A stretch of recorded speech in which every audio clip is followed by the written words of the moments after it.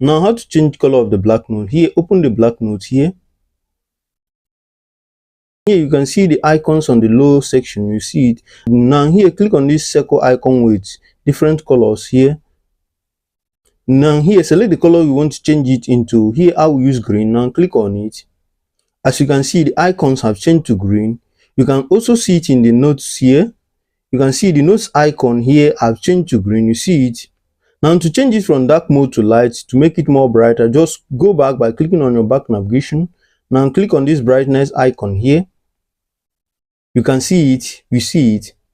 So if you found this video helpful, give us a thumbs up, like, subscribe, and click on the bell icon for more helpful tech tutorial. And if you have any question, leave it in the comment section. I will do so to reply you.